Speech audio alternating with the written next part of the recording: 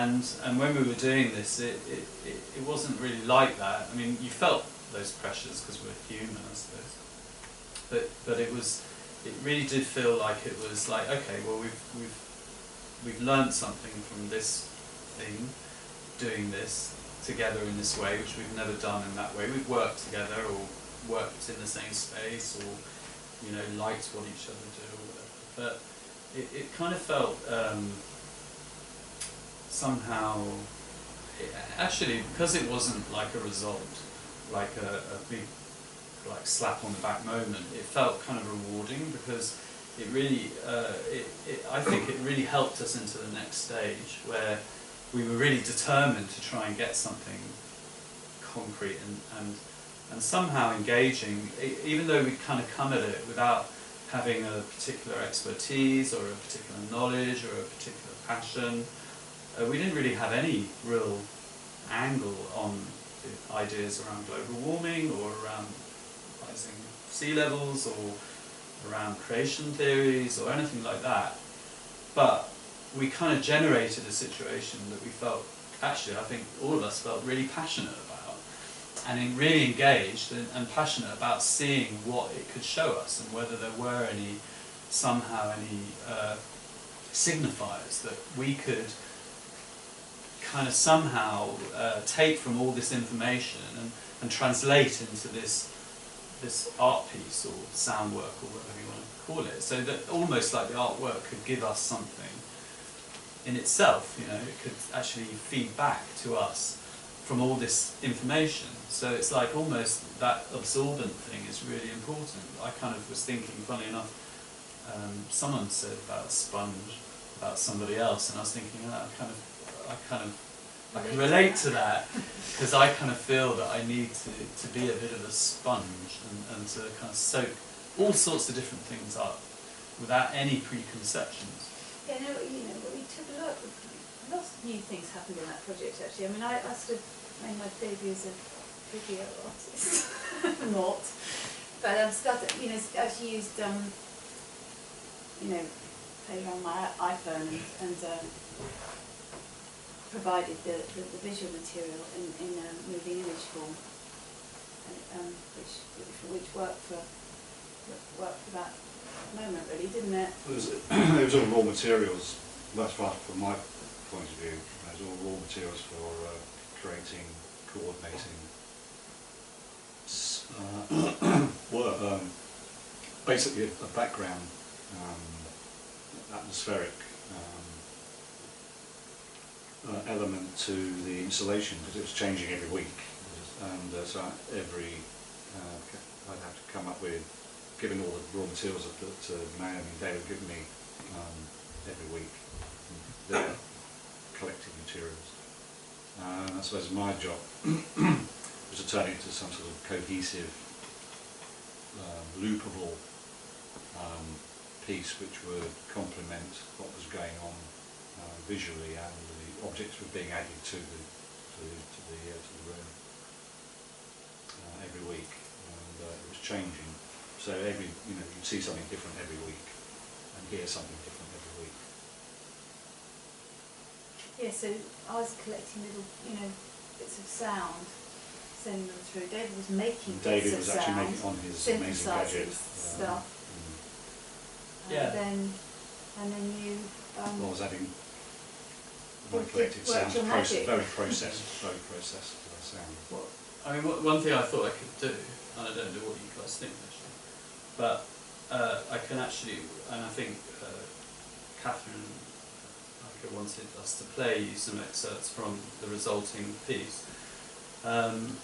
But if you're interested, maybe I'll just play some of each of the 7 tracks. But we could also, I've got some raw material that nobody has ever heard that I could also play you as well. But I think initially we might be going on too long. But what I'd like to do is just play you, and you guys can just signal me when it's enough. And then I just want to basically go through the sequence of 7 tracks. And just to give you a kind of a flavour, and I'll just do it from the beginning. Can I suggest you don't start at the beginning of the track? I think. Shall I go midway? Yeah, sort of midway, I think. Okay. Because some of them are very slow build. Slow build, yeah. Okay. But then just to also say that Or the first one you can do. From the it's a beginning. nice beginning. Yeah. But I hope you don't mind me saying this, but a lot of people sort of, the response was really good to the album, wasn't it? But people sort of felt that it was a sort of new departure, or something had happened that was kind of a bit different. I don't know if I got that.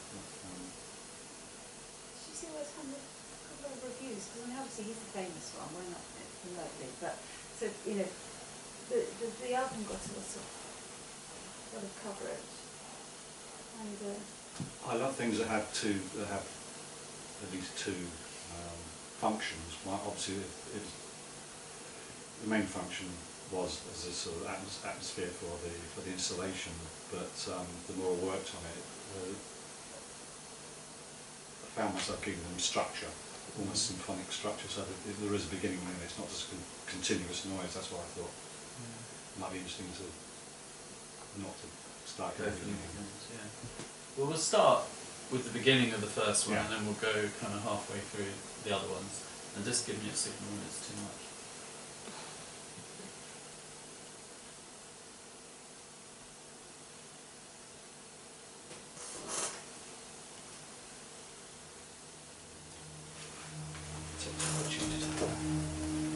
make myself comfortable.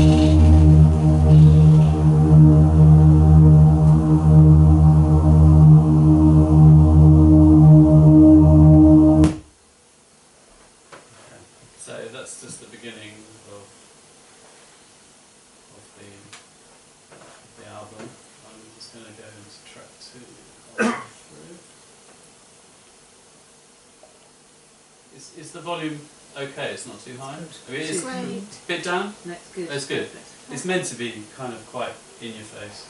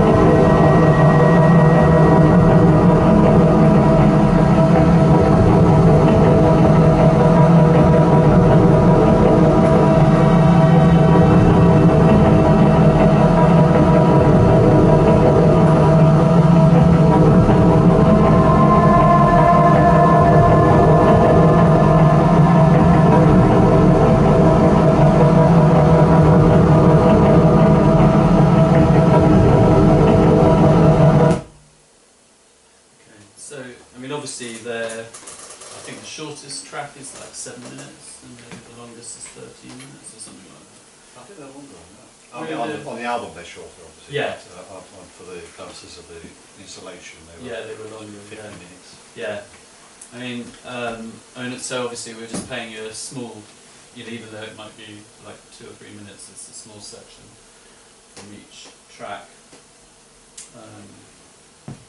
I mean, they were quite complex. I mean, there was a lot of material like generated and essentially boiled down, and so. Are they taken from field recordings and processed afterwards? Or?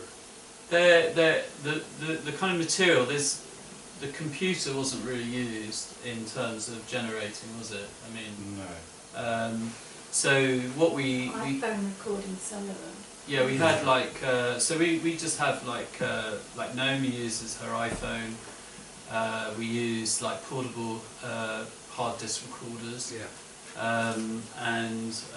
So like in some of those tracks, I was trying to get to it, but there's one amazing piece where, where the kind of there's this like almighty drain that kind of just suddenly opens up, and I think that was from the toilet flush. I think it's one of Naomi's recordings, but it's like the world has opened up and the water just goes flooding through, and so we were kind of playing around with whatever we could really make and get our hands on.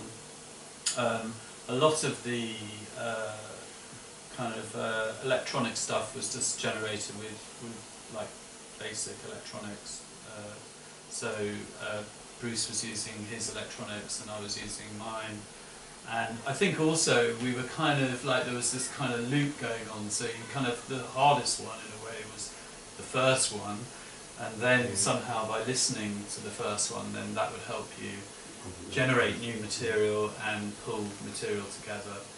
And so it was kind of a building process, and I remember Russell wanted to swap track 1 with track probably 6 or something.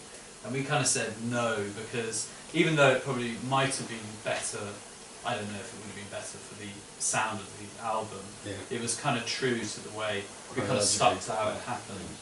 And it does actually kind of build in that respect. I mean, so it was a whole load of different things. I mean, I can give you just randomly I don't know, just a sample of like a bit of raw material,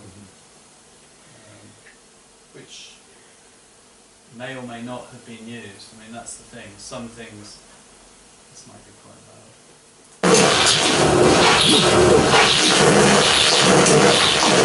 So that's like, you had lots of like raw kind of things like that, which were just like pieces of electronic music, and then you had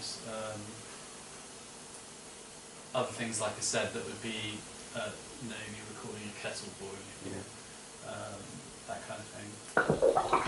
This kind of material, which is that's actually a recording of a bird. So there's all sorts of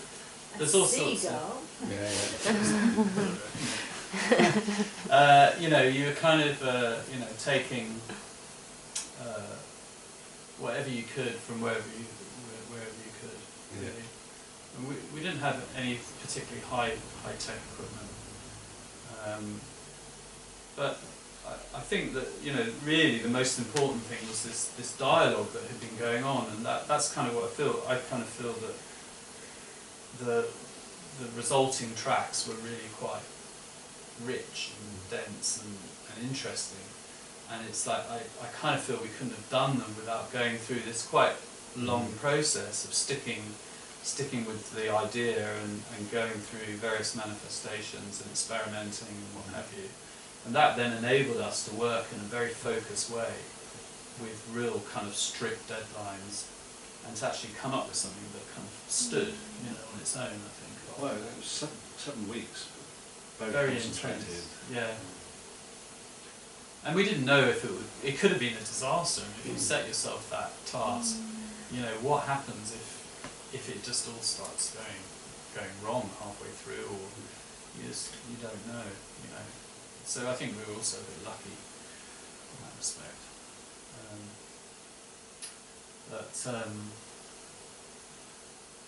Yeah, I mean, obviously it's a bit difficult to kind of play sections and not send you to sleep in a way, but you know, playing you those things are a bit like showing you, here's my sculpture, or here's my painting, kind of thing.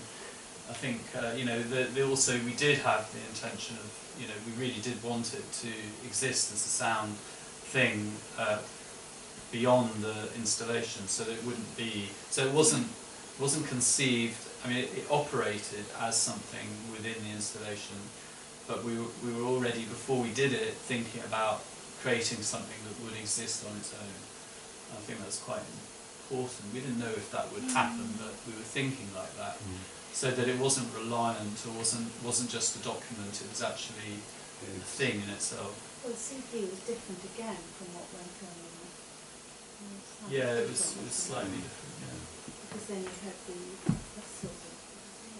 I think this Russell we're talking about, the person who mastered it, and he felt in order for it to fit onto one side of the CD, we trusted completely to edit it in such a way that though there were gaps between the tracks, they were done in such a discreet way that it felt a bit continuous. Yeah. Continuous piece. I think When were you working on the installation? Was it open to the public throughout the process? Yeah. Yeah, the basic, like the hanging things, and actually, I don't know if you saw a few shots of that space. Yeah. It's got a sloping floor. It's really unusual. So one of the things that you can't really tell from the photographs was that actually we kind of levelled the room by painting out the slope, if you see what I mean, along the along the wall. So there was a black. You kind of walked into this mud. Well, metaphorically, you know.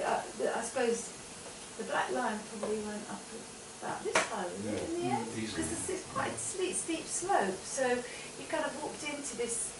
There was a horizon essentially that started, got this flat at the top, but you know, but then. So it was quite a physical environment, wasn't it, that you just can't reproduce actually. So that was something else altogether. The rate of the floor, the slope, was that from when it was a course floor, or was that from when it was a band practice? No, it was from the school days. We don't really know why there's a slope. It was a school building, so we imagine it's a kind of control mechanism. The core schools had kids of all ages, and about 3 or 4 tutors, all in one big ragged schools. So are we formally opening up for questions? Oh yeah, no, absolutely. Yeah. Just so everyone knows, you're welcome to sort of ask questions now. Sorry. So please continue. I felt that he was talking about might doze off. I was feeling like I thought it was my stomach was rumbling, but it was the music coming in down here and rising up. It was quite interesting. I thought, is that me? Yeah. It wasn't. It was coming in from down here. So there's no chance of sleeping. I've got to tell you that. Yeah. Well, we've got quite a nice sub here, so. Is that it? Yeah. You need either a good. It sort of comes in, doesn't it? To listen to it, you need a good sound system or really good headphones, I think. Is there an ideal sort of imagined condition that you like the listener to create when they listen to the album? Because it's a music piece, but at the same time it's an artwork. Yeah. So what's the question? Is there a sort of like imagined ideal condition for the listener to be? You as an artist will say how you want the CD to be experienced. I mean, I don't know. I can't say for everybody else, but probably in a dark room with headphones, I would say, or something like that. Immersed in water. Yeah. I see it in a bar. It's in a bar. Yeah. Sounds great. In a bowl. In a park, It's kind of impossible to legislate for having perfect listening conditions. Yes.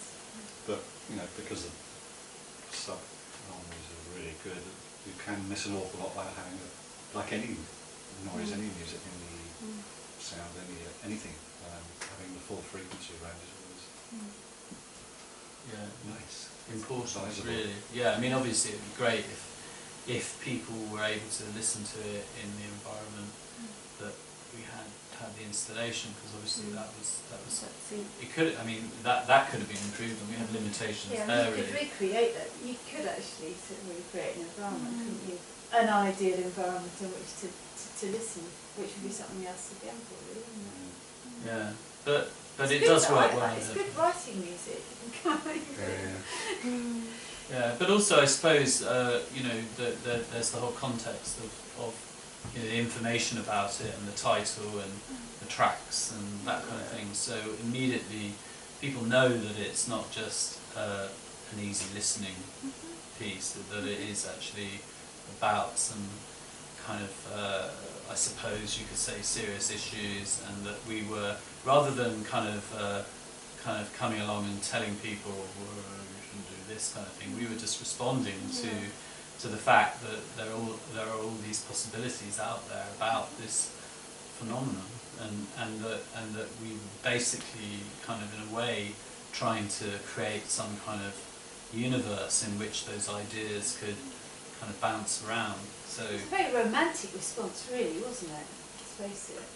well, kind of romantic, but I mean, on one hand, it's like you can imagine listening to bits that it's like catastrophic, but at the same time, it's like it could be like a rebirth or something. So it's kind of these contradictions, or the fact that those two things are very close to each other in a cycle. So it's only by something happening. Leaving ourselves out of the mud, or we're going. Yeah, exactly. Yeah. So we were That constantly. apocalypse. I mean, that's part of the romantic tradition, isn't it? Apocalypse and death and damnation, and the end of the world is on its way. But in a way, that was quite nice to be thinking on those dualities. Well, I can see it in that sort of tradition. A piece of work that's been made in whenever it was.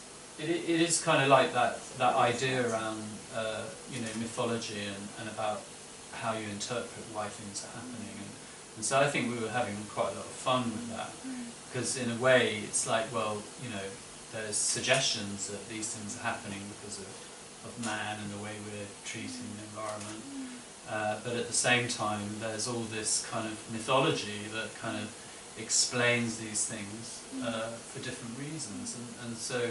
I'm not a religious person, but I can have an interest in those stories and in those beliefs, and it doesn't matter whether I believe in them or not.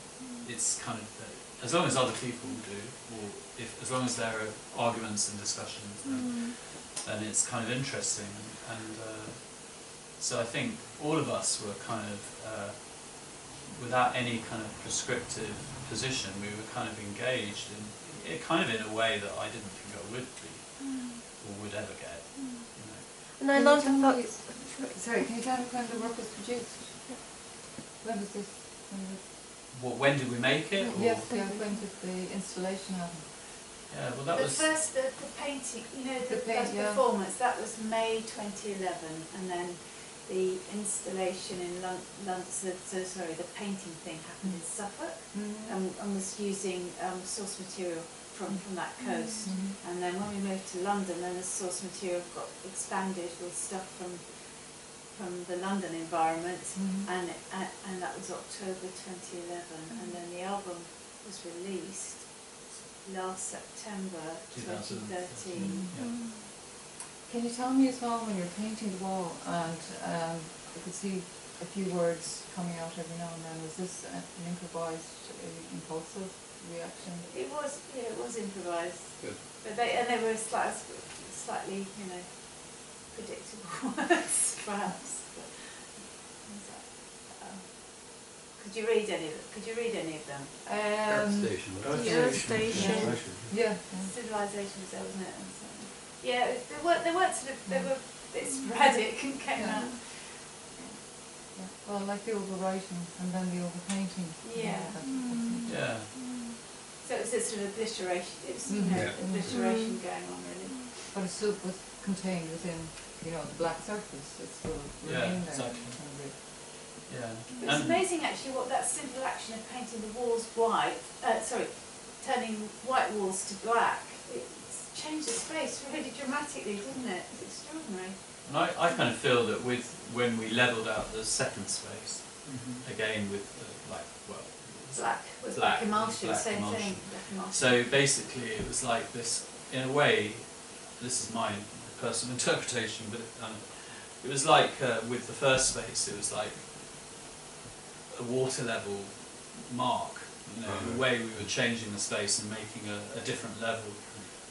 That's what we were doing, it's not just me interpreting it. Rising, and then with the second one, we were it was kind of not an absolute accurate, but it was an approximation according to information about what would happen, the flood levels, how much the water would rise if there was flooding in London and the Thames Barrier failed and blah blah blah.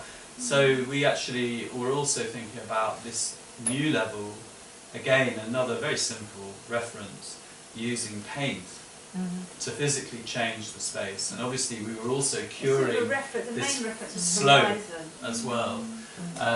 And I also feel that with the elevated, this very heavy telegraph pole, we had a light which was like a beacon, you know, for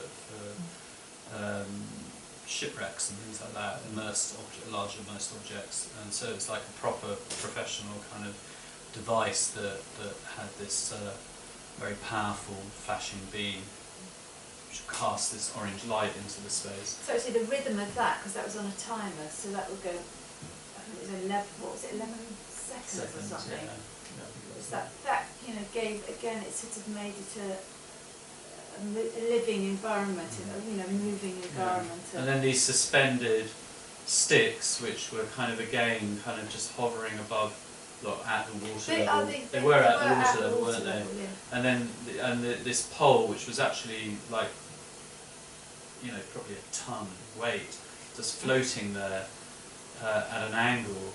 It was originally the idea was to have it upright, I think, wasn't it? It was just too heavy. But I actually, in a way, I quite like the fact it's that better as it was, but it was, you know, the way ideas change, you know, and you know, practical reasons come in and make it so much better than ever you thought it was going to be in the first place. And your bamboo poles were vibrating? In the space, they were just, kind I of... suppose every time the door opened, that would have created a drop. Dance, it could have been anything really. Yeah, and there's also sound. Was it a sound? Yeah. Sound waves, Yeah, but it was really subtle, Yeah. because they were on very thin kind of wire, fishing wire, and so they were a very subtle thing in there, just like floating and just responding to almost like bodies, vibrations, air, whatever, you know. They were kind of like natural, kind of again measuring things, of just of presence, I suppose, or vibration. I don't actually think that would, you know, that you asked about the ideal listening environment. I don't think the old, you know, the CD as it was, I don't, in a way, I wouldn't put it back into that environment, because that was a working environment. You know, it was never change, it wouldn't be appropriate. It was process really. I mean, it was very viewable process. I mean, it was an experience, but as an audience, you had an experience that was a slice of what we were doing. So I think the ideal listening environment would have to be a new creation, actually. Yeah. But it was a good environment for us to listen, because also Naomi was kind of changing the imagery in the space, and so each week the sound was changing, but the imagery, so there were like projections on the back wall, and then the sidewalls as well. They eventually, I think we kind of introduced the sidewalls, Yeah. So, you know, it was as much like, in a way, it was kind of like